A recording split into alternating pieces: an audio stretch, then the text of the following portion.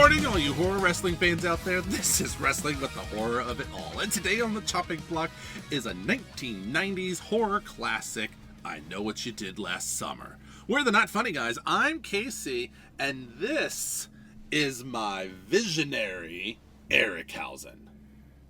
Howdy. Howdy. How's it going? All right, we're together again. Together again in this tiny little glass booth that's not fully sealed in the library. If you didn't know, folks, we also have a podcast called Off the Reels, where we are the internet's #1 podcast on public library recommendations. Yes, we are. And we are once again in the Swampscott, Massachusetts Public Library.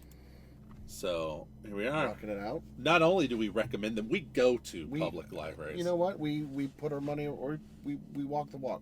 Damn straight we do. There's a book that is sitting right over there that I think I'm going to check out when I leave. Seriously, do you know they have a really good board game collection? Yeah, I saw that on the they have some good ones too.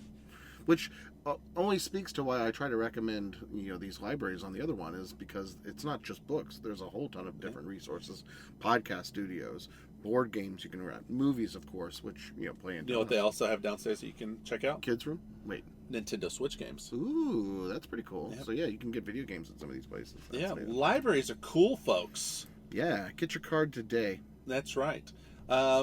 So we'd like to say thank you to the Swampscott Public Library for allowing us to check out this room. And to the residents of Swampscott for dealing with Casey's boisterous intros. Sorry, I get excited. You got to bring the energy. You would not tell that I only slept for 1 hour last night. Like, I am wired. I am ready. I would never tell anyone that. It's, I mean, it's the copious amounts of coffee that I drink, though. That's probably what it truly is. That keeps you up, yeah. That's what keeps me wired. Did you make coffee for recordings last night? No, I did not. So you didn't purposely do it to yourself? No, I slept less. I slept fine. As soon as we got done, I laid down and I was unconscious. Oh my gosh, I was gone so quickly. After I put on the new season of Expedition Unknown has started, starring Josh Gates, who is from Manchester by the Sea. We've seen him live in Lynn, but I put on the new season started, and they found a Japanese hell ship. You did mention you were going to watch I've never heard of a Japanese. Do you know what a Japanese hell ship is? Nope. Would you like to know? Please. All right. Why do you think it would be called? This is a World War II thing. Why do you think it would be called the hell ship? You have to take a guess. Why do you think? Because fucking war is hell, and that boat was probably a torture boat of some sort, or. You're pretty close. What were the Nazis really famous for? Concentration camps. Yeah, what would happen if you put a concentration camp on a boat? You'd have a hell boat. You'd have a hell ship. And so... Jesus, that's horrible. Yeah, it was very interesting, and yeah, they found... I need to finish the episode. I think they found the one that they were very specifically looking for. Are these the ones that, weren't they off the coast of the U.S. or no? Were there any ships...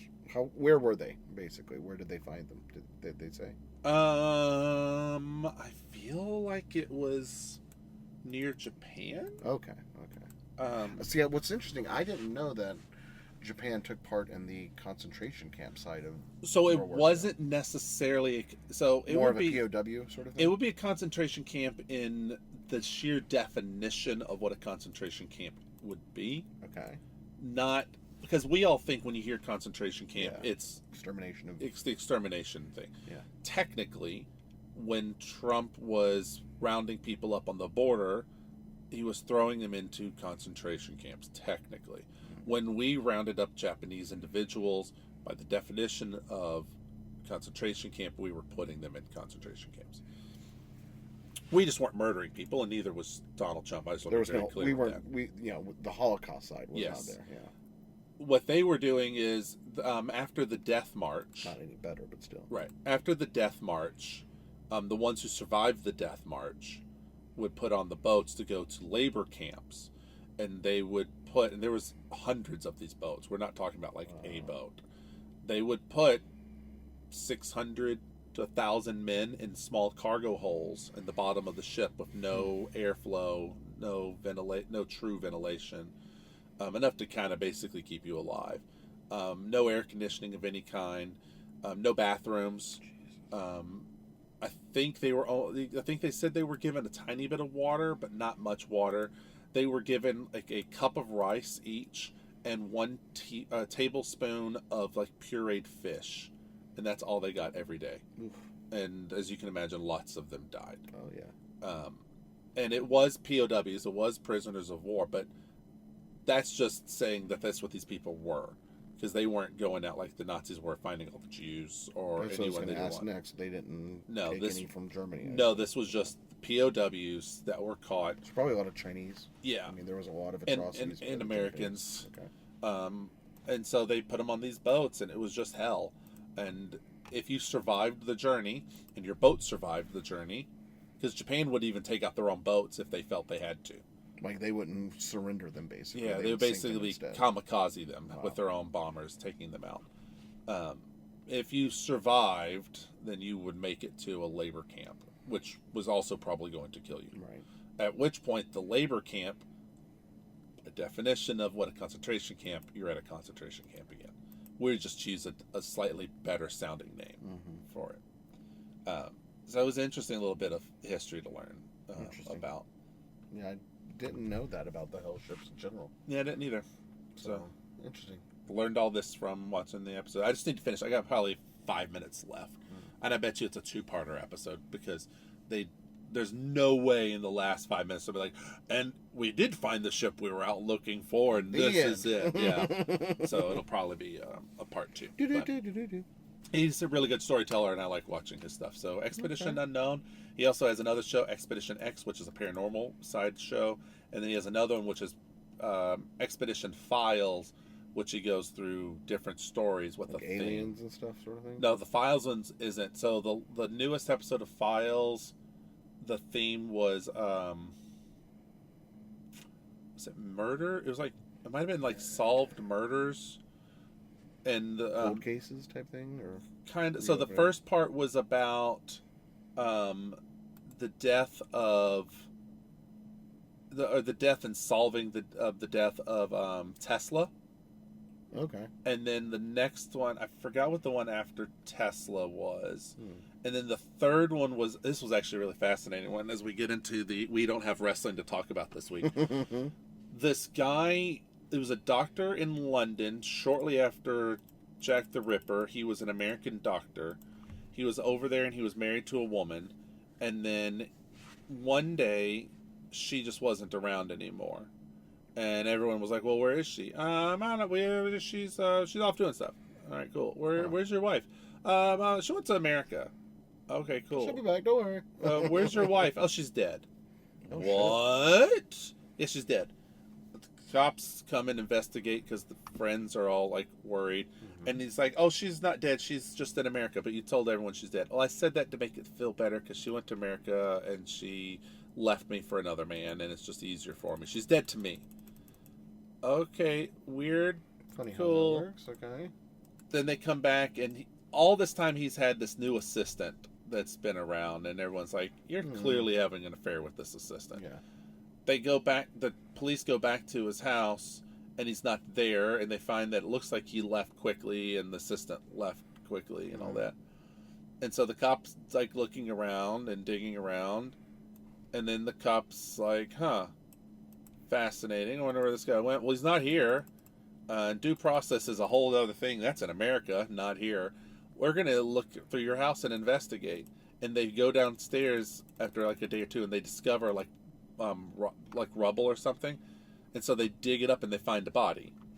But the body has been like a little bit decayed and stuff, and you can't make out who it is. You can see a little bit of clothes, and you can see a little bit of the flesh. Okay. So they take the body, and they're trying to figure out who it is. And someone's like, oh my God, well, his wife had this scar on her abdomen. Look, this body has a scar on the abdomen. This is the wife. He murdered the wife. Clearly murdered the wife. It's gotta be Mackie. So we got to, it's got to be Mackie. We got to find out who it is.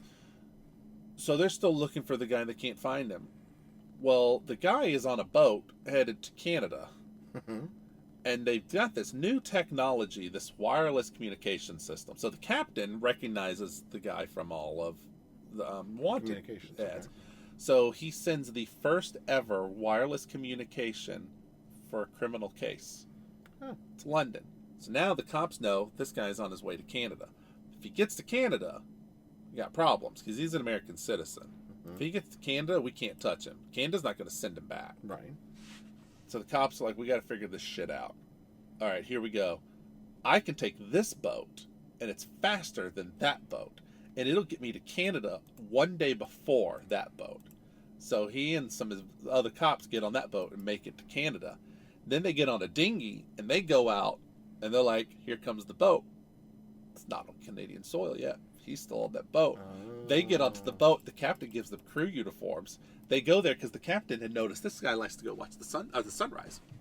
So he's there on the bow of the ship watching the sunrise in Canada coming in view with his lady friend. The cop goes up to him, taps him on the shoulder. He turns around. Cop takes off the hat, and he realizes it's the cops. Put him on the boat. Never get him on Canadian soil. They take him to another ship or something? They basically get on their little dinghy and go get onto the other ship without getting onto the land. So they just go straight onto the ship. Take him back, and he's tried and executed and all of that. Now, you would think that would be the end of the story. Yeah. Well, they then later do some forensic investigation of like the flesh and stuff, and they're like, oh yeah, he totally poisoned.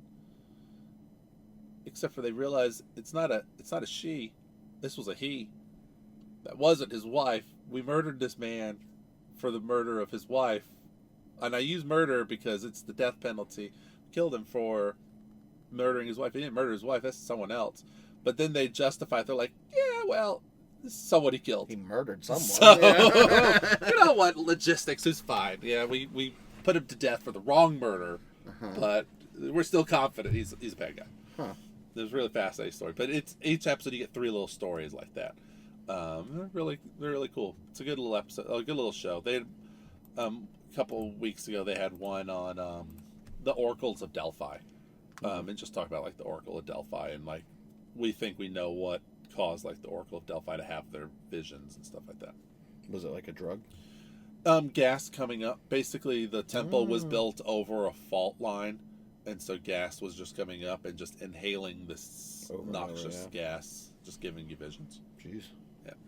So yeah, it's a cool show. Cool though. Yeah, that's interesting. It's on Discovery Channel if you like it. Quite the discovery. And he's a really good narrator, so it's always really good to hear. Wonder if he has a pod. The pod I think is just the audio from the TV episodes, but he does one-man shows where he goes around and just talks about his adventures and stuff. And it was really when he got his first show, he'd gotten out of college. He did theater, and he also wanted to be an explorer. Okay. And so he was, I think, in the Sahara Desert, something. He comes back to New York, and he's like dressed in like. The agent who was trying to help him do stuff was like, "Hey, did you get my messages?" And like, "No, I've been traveling. I just flew back in. Like, I'm still covered in sand. Like, yeah, you have an audition in like an hour." And so, because he knew it was for like this type of travel-y type thing, he just stays in his dirty outfit and just goes and does it. And he's like, I'm the legit real deal. I'm like, I literally am wearing I just got what off I just the did. train. Yeah, and he says that's what got him his dirty clothes. Yeah, his dirty clothes, because it showed that he wasn't just like an actor trying to get in to do things. He was actually someone who goes out there and does field work and does stuff. So it's really fascinating. For one of his shows that he used to have, every time he would go somewhere, he would make the crew, like him and the crew would all either have a local drink or a local delicacy. And he always tried to find things that was very punishing to everyone. So, you know, like the countries that are like, Malort in Chicago sort of vibe. Yeah, you know, like there's the countries that have like the eggs that basically you have the chicken that's grown in it. Oh, yeah. And like some people like to shoot the egg with the chicken in there. Like he did one of those to his crew, and they're all like, "We hate you." He's like, "No, we're all going to do this together." I would hate him for it too, actually. I wouldn't want to do that. So anyway, it's a fun show. Anyway, Josh Gates expedition stuff. So anyway, we I don't remember how I got to that. I don't either.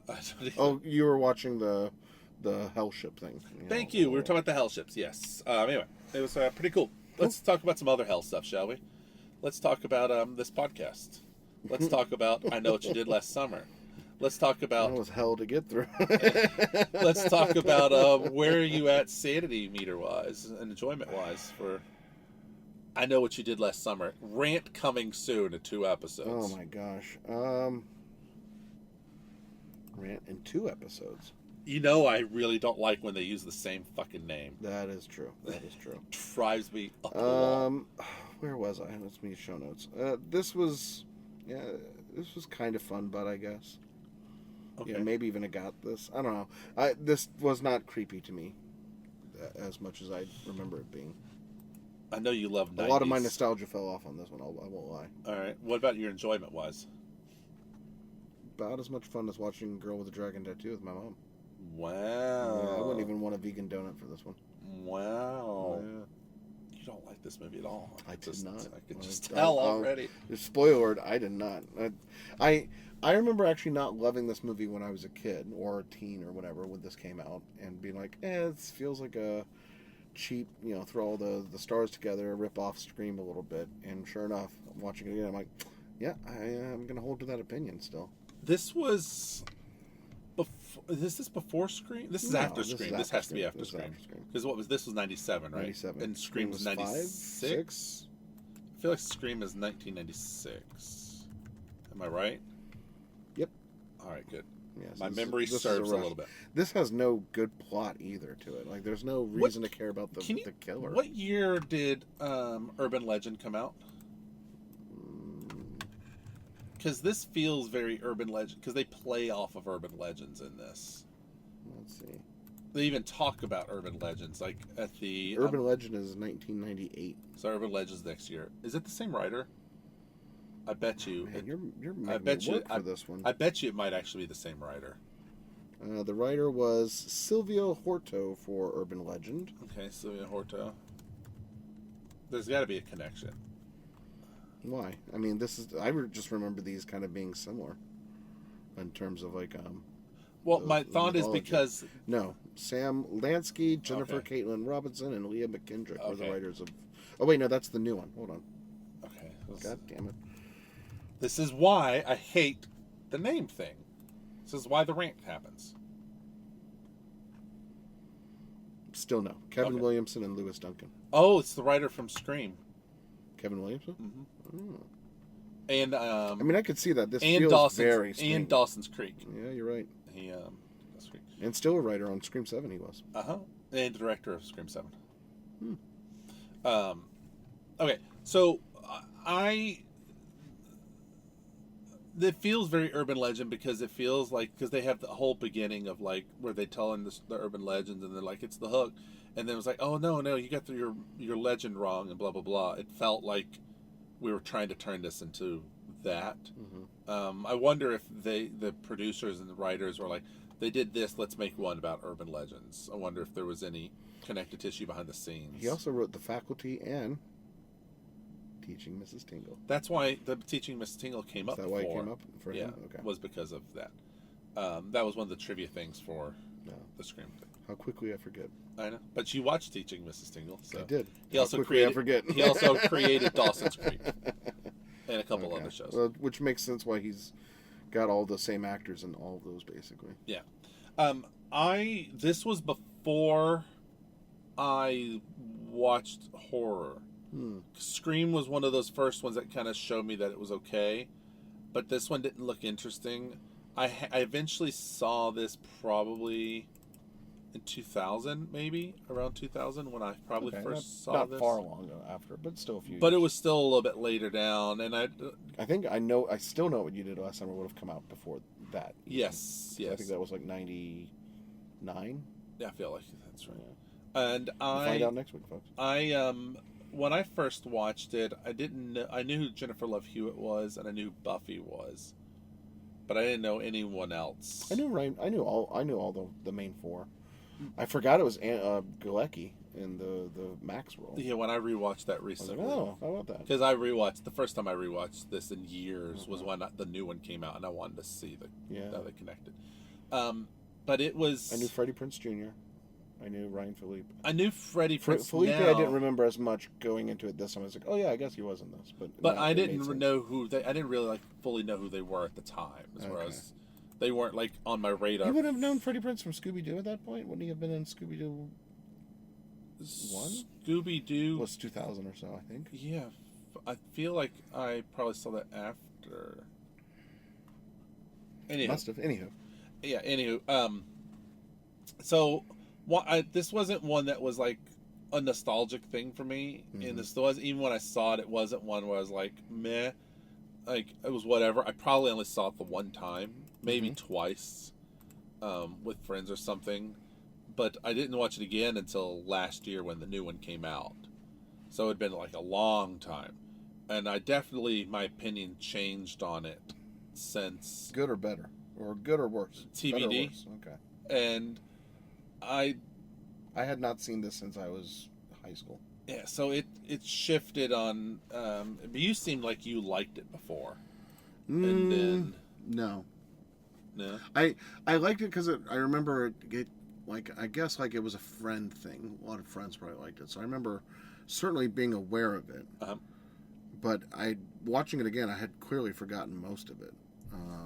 I had forgotten who the killer was, and even on this watch, going through it, I was like, "Who's the killer again?" And then I was like, "Oh yeah, I remember who the killer is." And it makes fucking no sense, in my opinion, either. Like, I mean, they make it make sense, but like it's such a roundabout getting to it that this is such a cheesy knockoff of Scream, but without any of the same good red herrings or the whodunit side. Like, it's just stupid.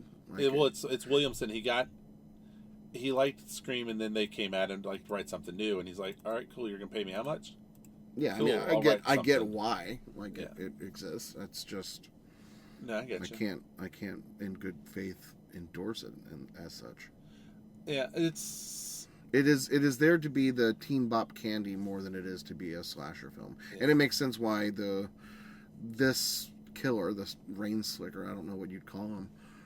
The fisherman, I believe that's the term that they. I mean, he did not become a ghost face, right? It is not the same sort of costume, or anything like that. Even though, arguably, costume-wise, it would be a pretty good and easy costume. Yeah, hot probably underneath that giant rubber coat, but Well, let's real quick before I forget, which I already had. What do you think it cost to make this movie?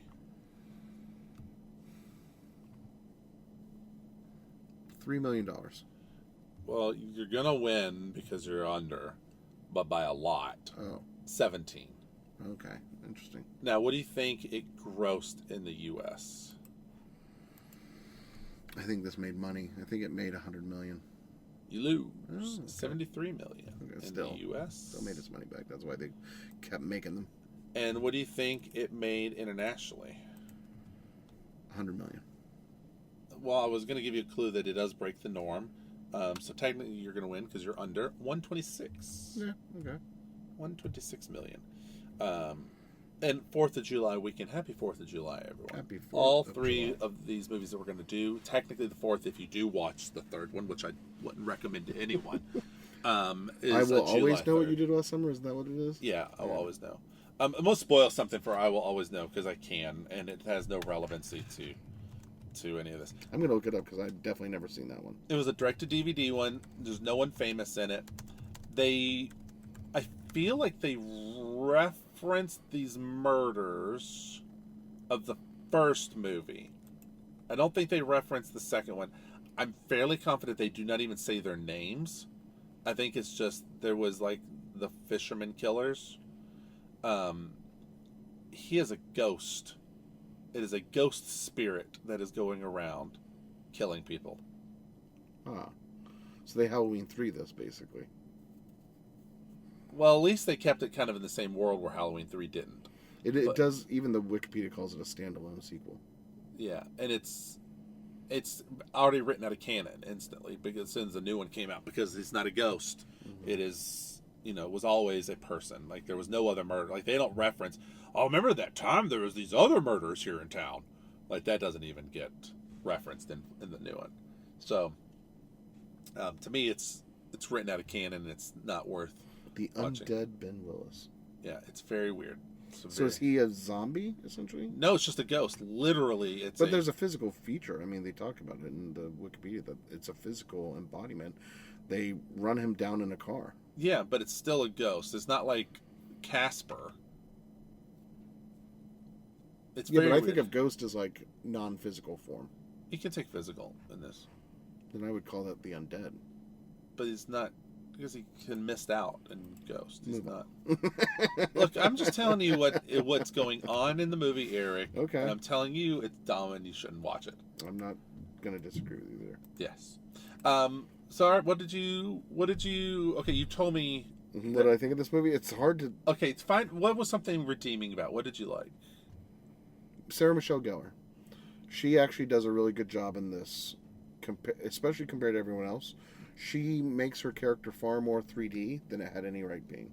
Okay. Right? She has, with that sort of, the prom queen sort of rejection or beauty pageant queen rejection. I'm going to be an actress in New York. Right. I think because she has, you can see the disappointment on her face at times. Mm-hmm. In a way that I think just adds, like, there's a depth to her character that they don't give to the other ones.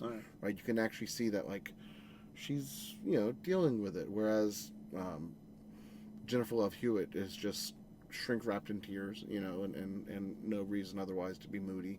I mean, obviously they killed a guy, whatever. I mean, get over it, Jesus. It's been a year and you're in high school. But I think what I think's interesting is they each had a different take on the after effects of the accidental murder. Yeah, but they don't even play that very well, in my opinion. I'm not saying they play it well, but they at least do go different paths. Yeah. Sarah's trying to move on, but it clearly destroyed her acting goals. Jennifer Love Hewitt's still working towards being a lawyer, but she's moody and depressed about everything. Ryan Phillippe becomes an alcoholic.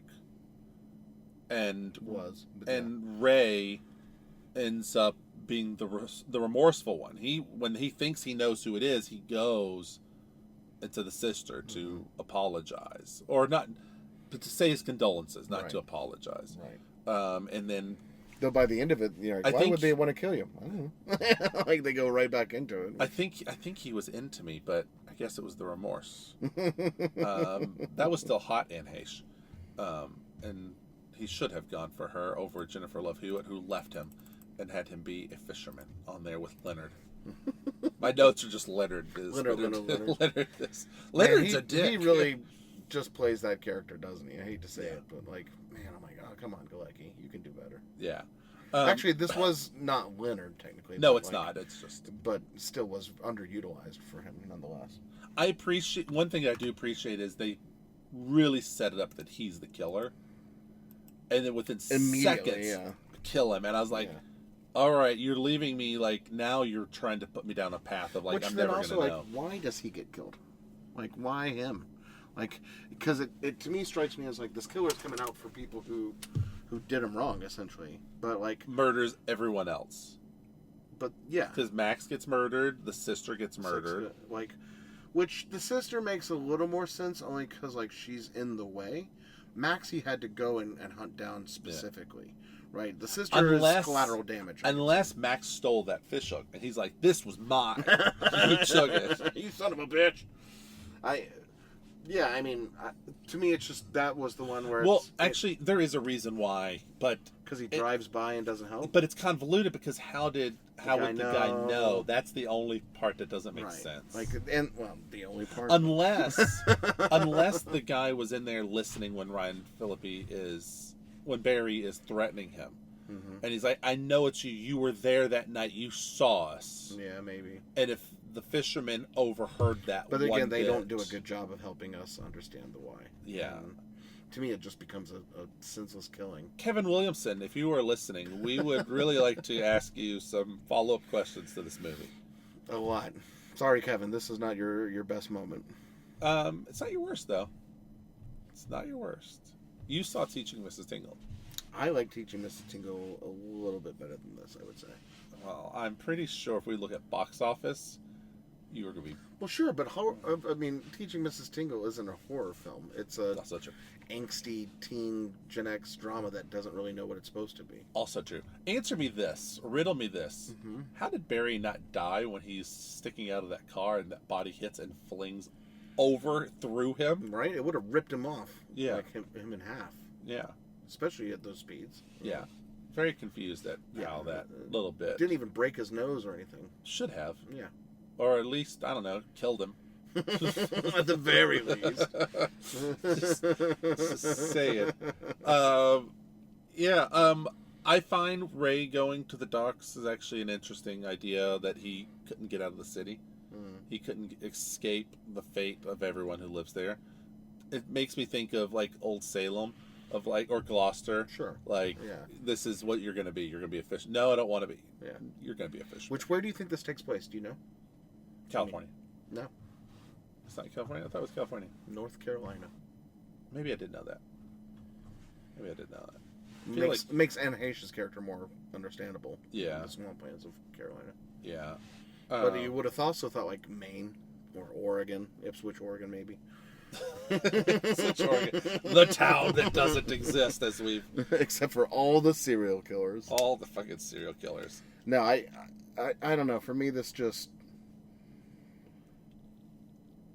There were so many missed opportunities. There was so much focus on these beautiful people being terrorized. That beautiful people doing supernatural things. We never stopped to wonder, like, why should we care about these people? You know what I mean? Like, they rushed through their exposition so fast on that beach, if even you actually got any. You didn't need exposition on that beach. That beach scene was to serve 2 points. He's got to get drunk, so he can't drive. And she's got to have sex. And she's got to have sex because your final girl, at this point in time, needs to be a virgin. And this broke the norm of the final girl. What are you waiting for? God, what a horrible little scene of that. I get just so many moments of just like not good. Like I hate to say it so meanly, but like that was a poorly delivered line.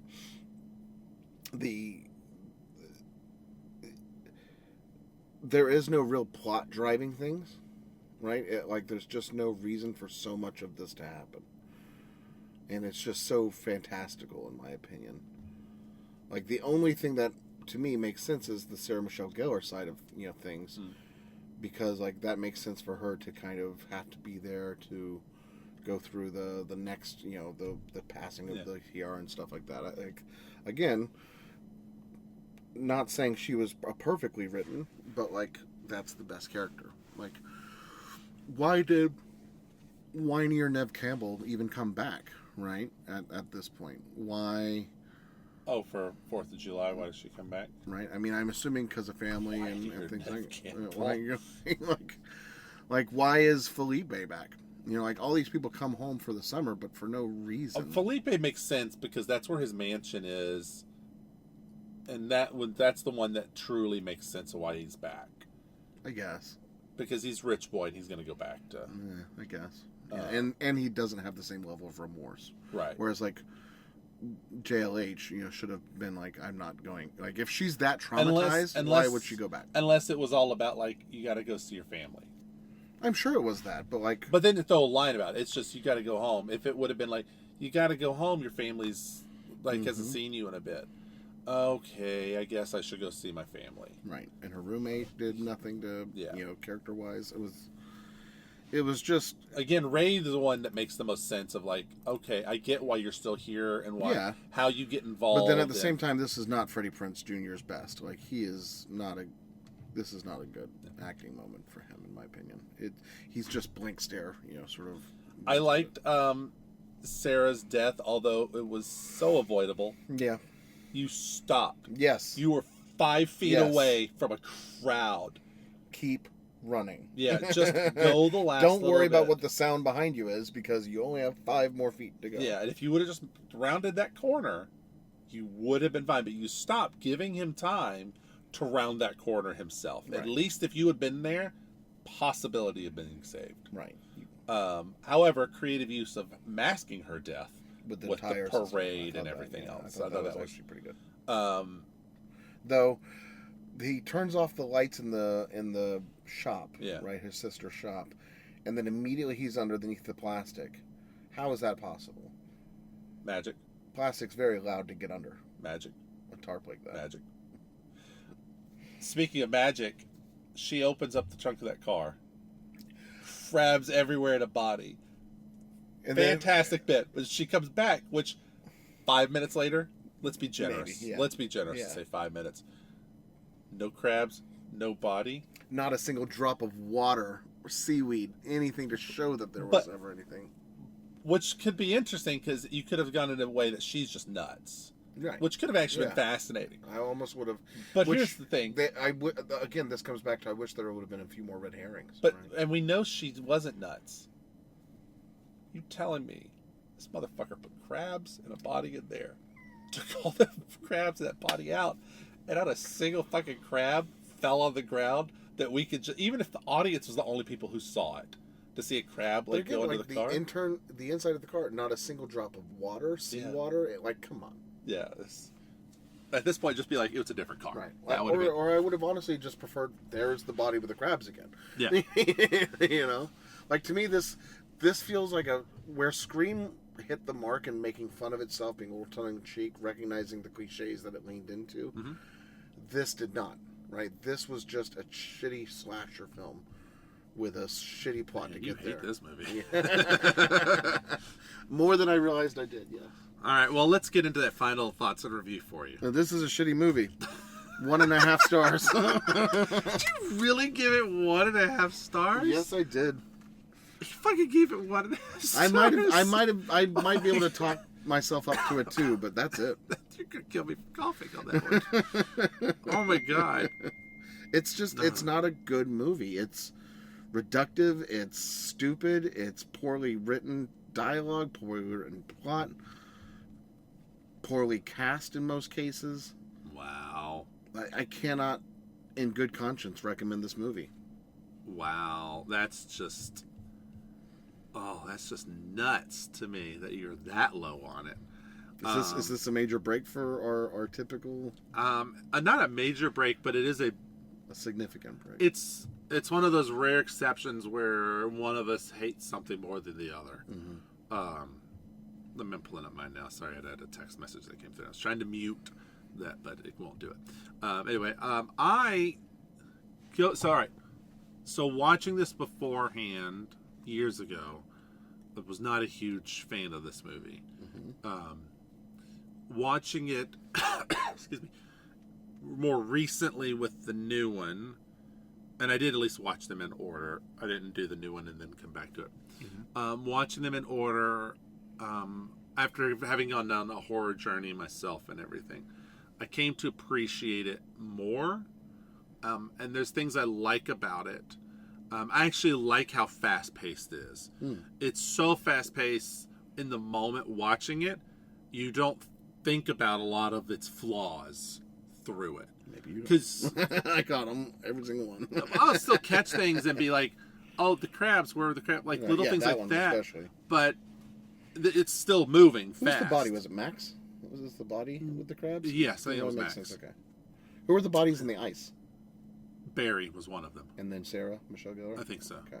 It's bouncing so fast, you can't constantly keep up with it because you're like, boom, boom, boom, boom, boom. Here's all this going on.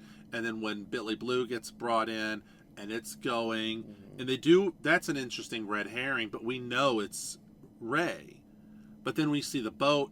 There is a moment as an audience member where you're like, working with him or something, or you're like, maybe he actually is the killer. Like this, and it bucked the trend of like the boyfriend being the bad guy. Yeah. And so that Scream had then said, there's some things that are good. Is it a perfect movie? By far, no, it's not a perfect one. But I appreciated it more this round. I also knew who these people were at this point, except for Ryan Phillippe. I still don't know who the fuck he is. Sorry, I know the name, but that's about it.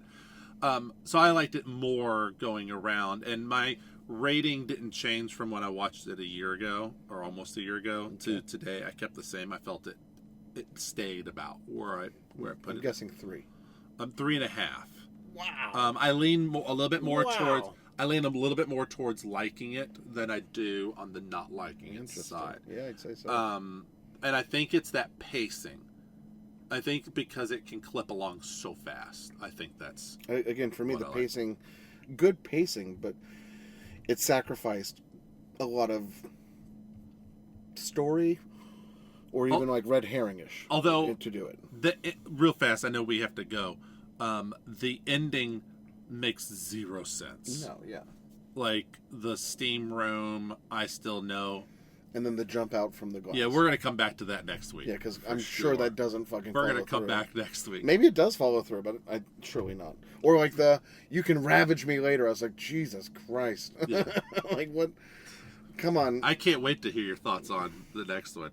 But you'll have to wait till next week, folks. But if you want to tell us in advance what your thoughts are for I Still Know What You Did Last Summer, you can write us at notfunnyguys.offthereels@gmail.com. That's notfunnyguys.offthereels@gmail.com. And let us know your questions about this movie, your comments about this movie, your concerns about this movie, and we will get back to you as quick as we can. Find us over on the TikTok at nfg.offthereels. That's nfg.offthereels. On Insta as not_funny_guys_presents. On Twitter as notfunnyguyspod. On Blusky as the Not Funny Guys. And on YouTube as the Not Funny Guys, where Dr. John is going through news radio. Find me over on Twitter as Vash_Maxwell. On Letterboxed as VashMaxwell. And find Eric as on Letterboxd as Ekly, EKLY. Check out his ever-growing movie list.